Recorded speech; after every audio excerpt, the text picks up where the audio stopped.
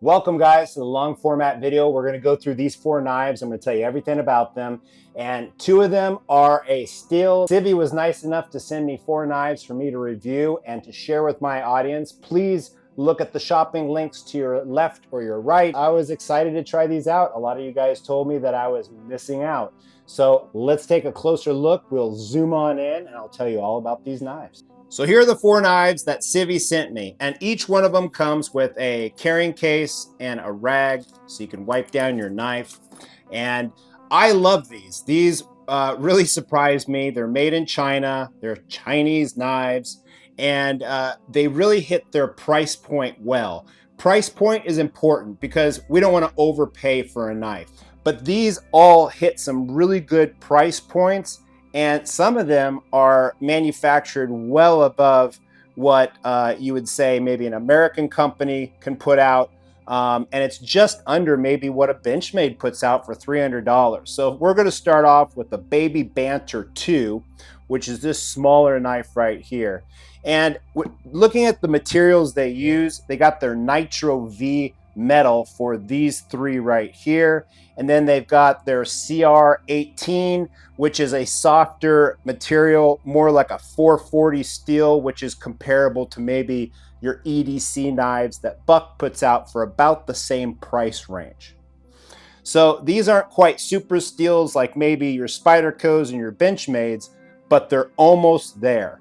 And it's a German steel, so it's a really fine steel that they use. I really like the Baby Banter. I think it shoots.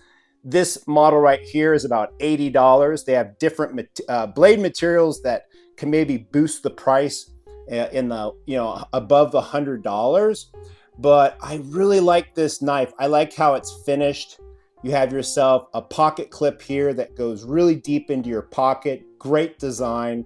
The size of this is fantastic. It really feels the hand. This knife is very well designed. I think it's going to be really hard to beat this knife for almost any company. I think it's a really great knife. I think everyone should have one of these in their collection. And it just really shoots well above its price point. You can choke up on it really nicely. You've got jimping right here, jimping over here. Everything's really well thought out. You got the Civi logo right here that looks really sharp. You can take your pocket clip and put it on either side, and then they also have a plug right here, making it very finished looking. It's really got every option that you would really desire on a knife. It doesn't have a full flat grind. You still have something coming up here on the spine. You've got no wedging or anything like that, but it does make the top of the knife a little bit of a utility blade also, if you want to maybe scrape something off something or something like that. Maybe less of a stabber, but more of a knife that's really good for utility and something like that. Now, if you're looking for a knife that's absolutely beautiful, that's just going to please and tickle you in areas that maybe it shouldn't, this is the Elementum 2. And this is an absolutely gorgeous blade. Around the same price, you have different blade materials like Damascus that you can pick from, different materials for your handle material. And this one has a different locking system, which I'm not quite a huge fan of.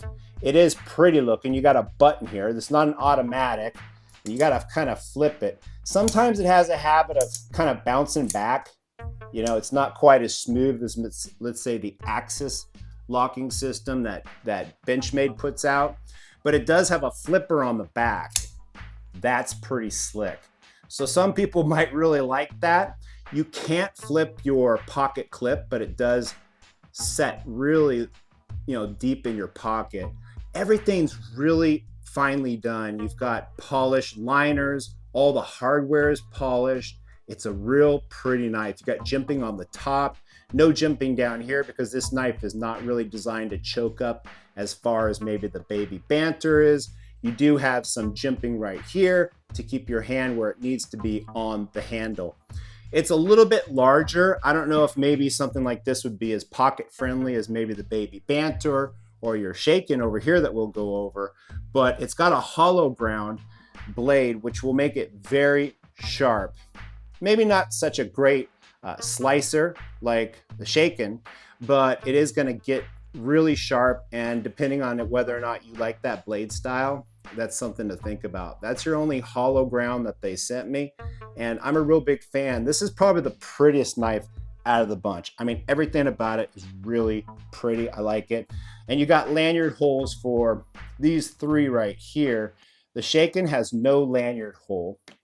And one thing about the shaken is I'm not a huge fan of this. I just think a few things are missing. Like, you don't have a plug right here. You can swap out your pocket clip for either side, like so, but it leaves it kind of open, and that's going to fill up with junk. I just think it doesn't look as good as maybe your baby banter, as you can see. I also don't feel like the knife is built for comfort like your baby banter is, or your Elementum 2. It doesn't quite feel as comfortable in the hand, but it is very pocket friendly. It's a little bit larger than your baby banter, as you can see, but it's skinnier. And it also has that flipper on the back with jimping back there, making the deployment rather quick. A lot of people like that. It's good for if you're wearing gloves, if you want something to put in your pocket also. And also, I really like the scales on this. Real pretty, real nice. But there are a few things, like I mentioned, that I think that they should really clean up on this knife. And it is a full flat grind, which goes all the way to the top. So this is going to probably be your best cutter of the bunch. If you're an Apple guy or a foodie, or even for a great EDC, this is a pretty good knife to have. The Rockwell hardness of this metal goes up to 61. So it's a relatively hard steel, but it is easy and EDC friendly, meaning it's very easy to resharpen these. There's not going to be a lot of drama, which possibly like an ATS 34 will give you, because these metals are so hard, and you know, you would need a diamond hone to really put a good edge on that. You have jimping on the top. You even have jimping down here. They didn't miss anything on the jimping or the thought of these knives. Right where your finger is going to go, you got some jimping right here to make sure that your finger does not slide over the blade when you're using it. It is a little bit small and uncomfortable, so it's not a knife that you're going to do a lot of heavy cutting with. Now you have the Praxis. Now the Praxis is a knife that you'd probably grab if you're going to do a lot of cutting all day, possibly camping. You want something for your truck, something that you could possibly even pry with. You do have some wedging all the way to the top and clear to the back, making this a very good stabbing knife. You need to go into something and cut. So it's a pretty nice knife. At $50 though, this is pretty affordable. So you're getting in the range of EDC knives, something that maybe might be a little bit more expensive than $30, but sure, for $50, you might want to step up to something like this. The blade material is closer to a 440C, which makes it a little bit softer than these three. So it's going to get a little bit dull quicker than these three, but it's going to be easier to sharpen because it's a softer material. You can swap out your pocket clip from one side to the other. They do leave these holes open, which, just like the shaken, make it a little bit less finished than these two. It does have a liner lock with a ball bearing in here. So that means that there's a little ball bearing here that way you're not scratching your knife. It closes pretty smooth. I like that. They didn't skip that step. I do think the liner lock feels, I don't like the fact that it feels painted. It looks, I don't know. It doesn't maybe look as nice as maybe say something like, you know, this $300 Spyderco, for instance. So, I mean, you can see the affordability of this knife and the construction on it. You do have jimping up here. They didn't skimp out on that. You do have a little bit of a spot to put a finger here if you need to choke up on it. No jimping on this side though. You do have jimping right here on the top. but it really does fill the hands. If you have big hands, these two are the choice to go. If you have large hands, the shaken might be something that you will not like, because with medium hands like me, and I got some issues with my hands, it kind of stabs in here. Like I said, it's got a coolness factor to it. And even on the website, they mentioned that it's fidget friendly, and it is. It's got a lot of ways to open it up. You can open it with your studs. A little bit difficult there. I'm sure I could practice a little bit with that. Again, that button sometimes has a habit of having it bounce. Nothing's going to be as good as this baby Banter. Open, well, bounce that time. Open, close.